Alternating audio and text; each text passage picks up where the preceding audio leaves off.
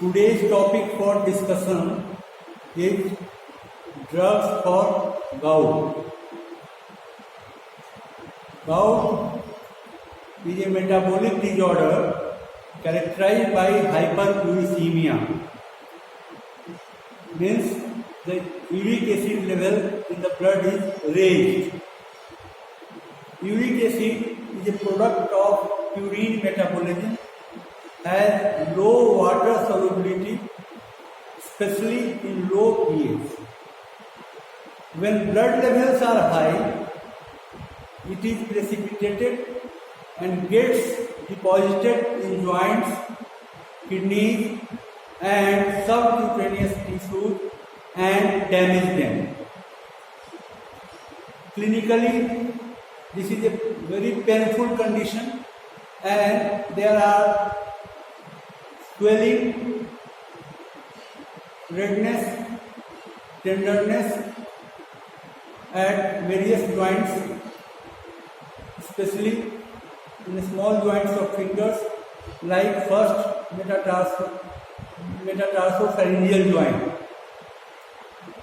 It is a crippling disease and the patient is not able to walk properly. Secondly, it damages the joint also. So this is the clinical picture of gout in brief, and it is due to increase in uric acid level in the blood. Then there is one condition that is called secondary hyperuricemia. Secondary hyperuricemia occurs due to secondary to some conditions like leukemia, lymphoma, polycythemia, especially when treated with chemotherapy or radiation, and it is also there is increase in uric acid metabolism and production. Then the third cause of increased level of uric acid or hyperuricemia is drug induced. There are various drugs which cause increase in uric acid level, and these drugs are, some of these drugs are thiazides, furosemide, pyrazinamide, clofenac and levodopa. Now this is in brief account of gout and various conditions in which uric acid in blood is raised. Now we come to the main topic, that is drugs for gout. You can see here we have divided into two groups. The drugs for acute attack of gout and secondly for chronic gout. So in the first group, the drugs for acute attack of gout, we have NSAIDs, non-steroidal anti-inflammatory drugs, in which most important is indomethacin, naproxen, piroxicam and diclofenac. We can use etorocoxib also. Then the second drug for acute attack, which is very important, is colchicine. And the third group of drugs is corticosteroids. For chronic gout, we have two types of drugs. First one is uricosuric. Uricosuric means those drugs which enhances the excretion of uric acid in urine, जो बढ़ाता है, जो uric acid के excretion को बढ़ाएगा, इसलिए इसका नाम यूरिकोसिरिक बोला जाता है. And in this group there is probenecid and sulfinpyrazone, then aspirin in very high dose. That means aspirin in dosage more than 5 gram per day is shows uricosuric action. Then the second group is xanthine oxidase inhibitors. Xanthine oxidase inhibitors. Xanthine oxidase is the enzyme which is required in synthesis of uric acid. If we inhibit the enzyme itself, that is the xanthine oxidase inhibitor, the uric acid level in the blood will decrease, and our purpose will be solved. So we inhibit the xanthine oxidase enzyme by giving xanthine oxidase inhibitors like allopurinol and febuxostat. Now we come to individual group of drugs. For acute attack of gout, we have first group, that is NSAIDs. NSAIDs, usually non-salicylates. We don't use salicylic acid group of NSAIDs, and the most important drug in this group is indomethacin, naproxen, piroxicam, diclofenac, and etiroxine. These drugs are used in acute condition. They provide symptomatic relief. They are not going to cure the disease or decrease the level of uric acid in the blood, but they provide symptomatic relief.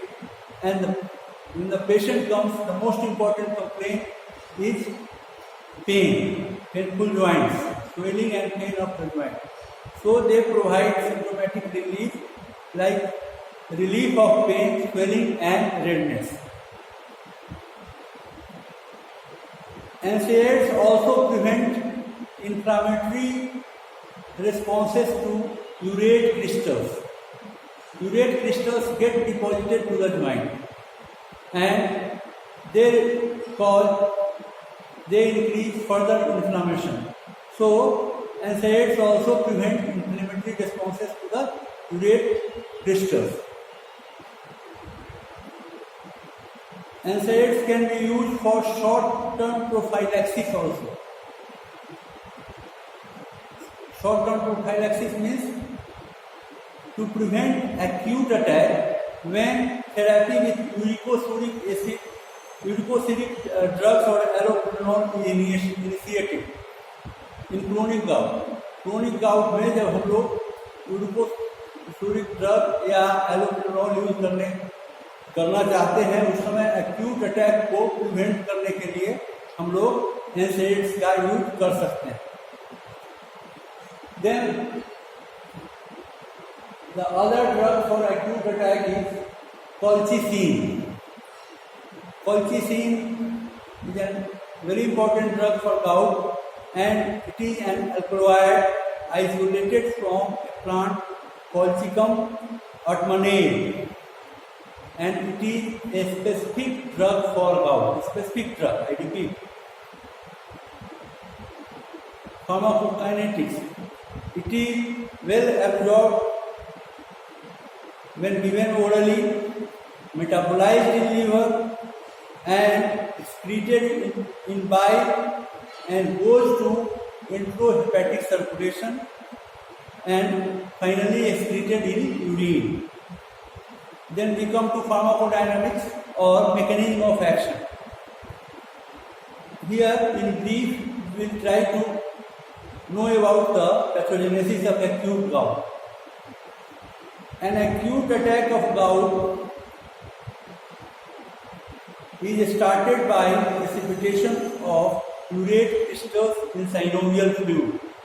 When the uric acid level is high in blood, urate crystals get precipitated in the synovial fluid, and the acute attack is started by these urate crystals, which are deposited or precipitated in the synovial fluid of the body.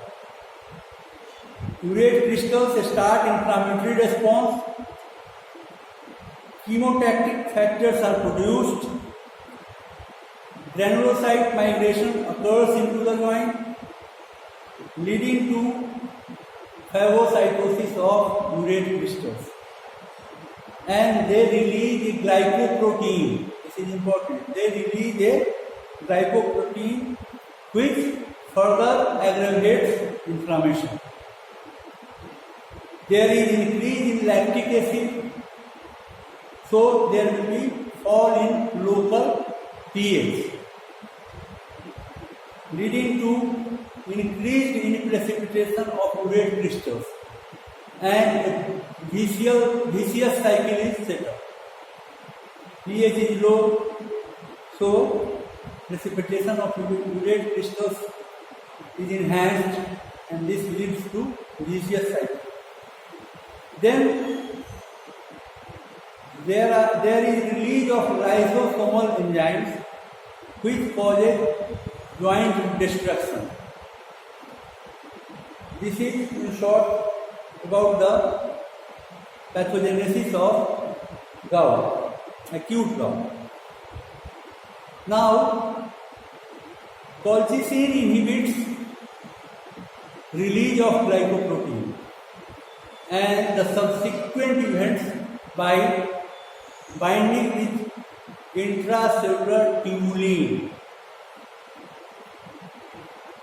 Colchicine inhibits release of glycoprotein and the subsequent events by binding with intracellular tubulin. It inhibits polymerization in microtubules.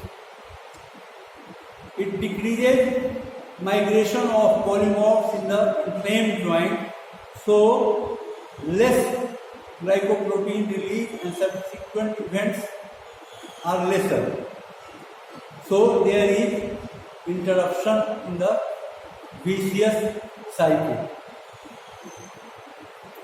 and it's damaging. There is interruption in the vicious cycle and damage. Colchicine has antimitotic action.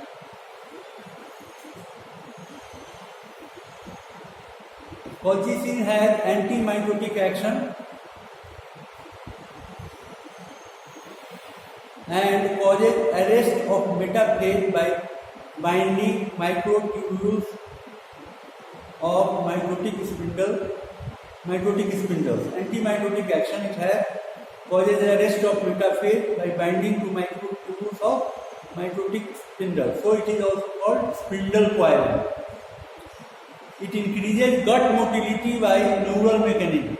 Colchicine increases gut motility by neural mechanism. Thus, colchicine is not effective in any other type of arthritis and does not affect or alter uric acid synthesis or excretion.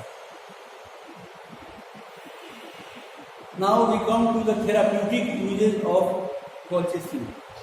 It is used in acute attack for the treatment of acute attack of gout, and maximum dose which can be given is 6 grams.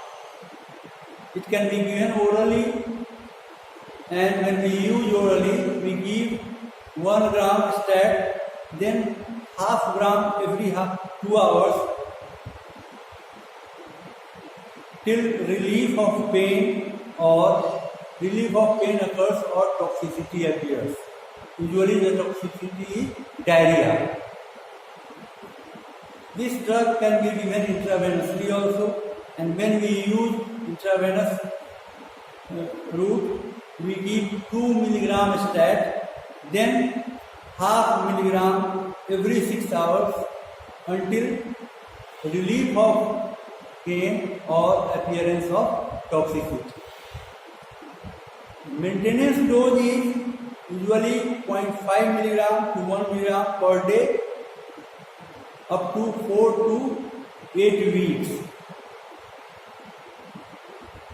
till there is control of hyperuricemia, which is achieved by other drugs.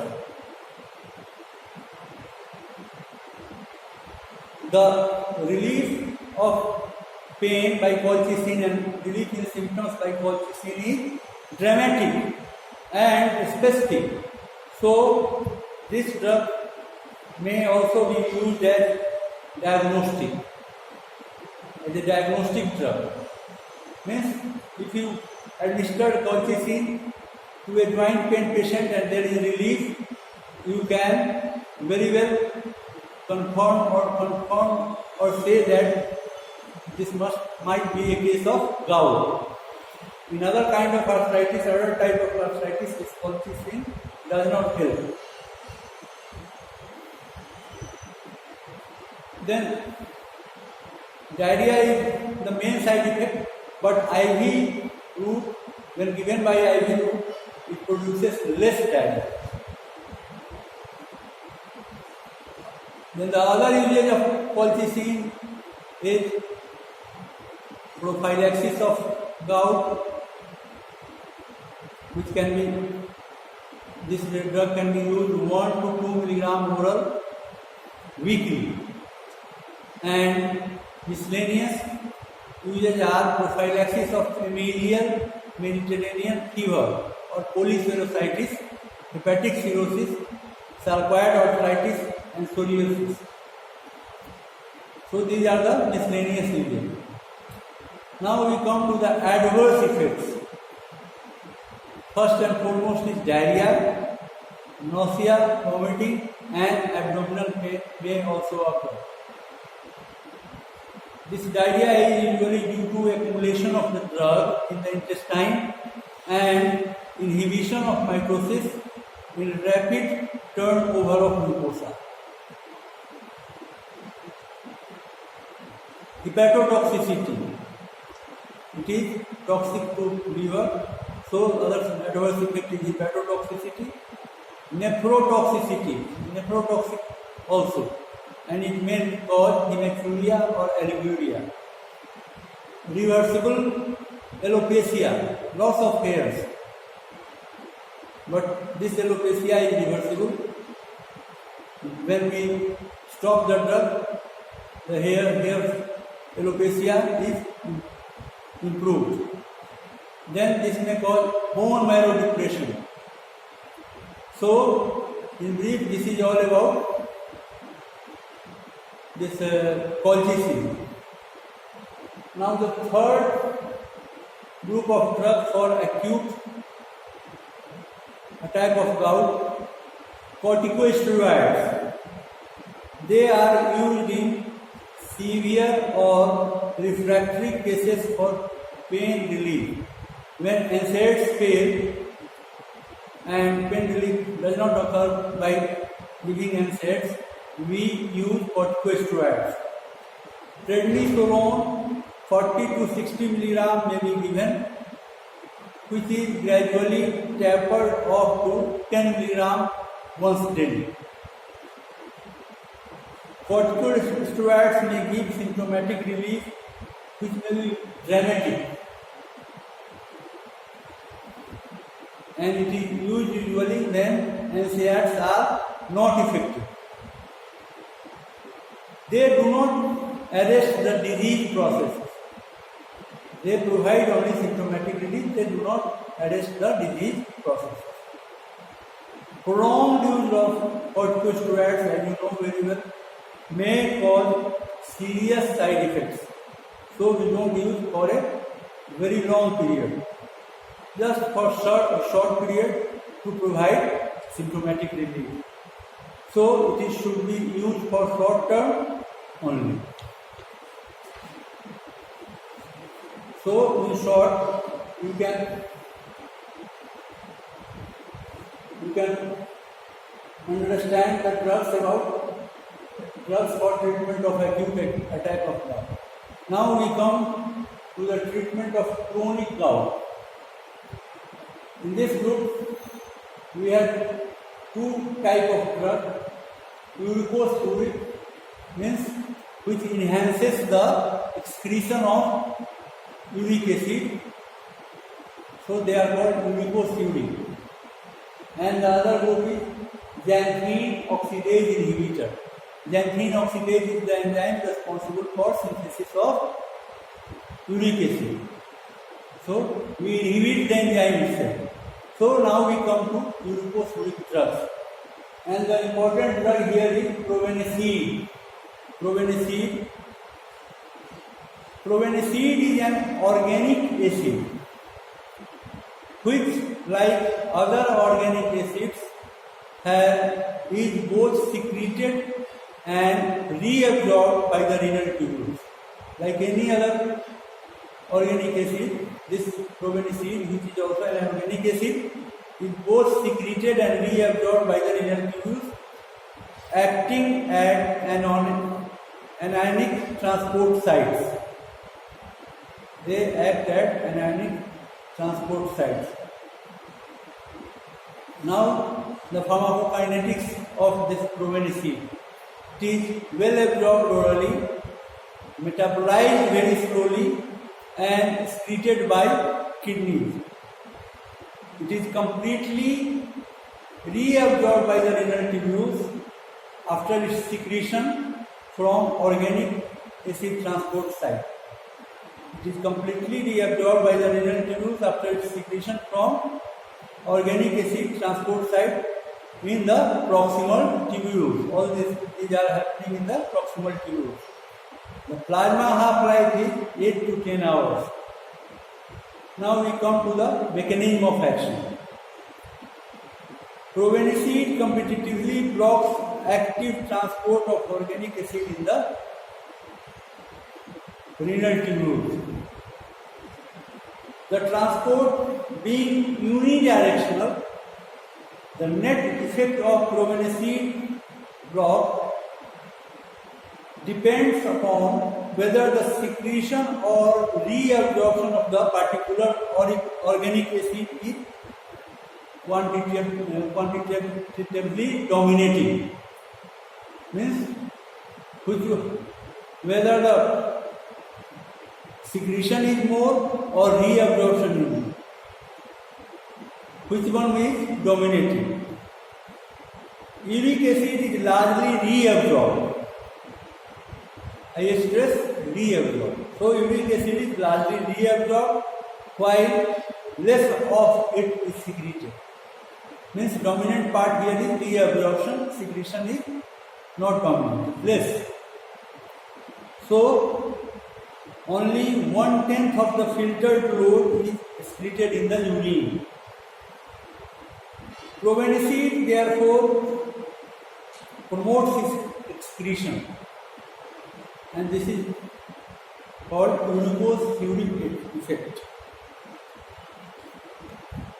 Probenecid has effect on penicillin and diuretics also. Penicillin and diuretics like thiazide and furosemide. Penicillin and diuretics, they are more secreted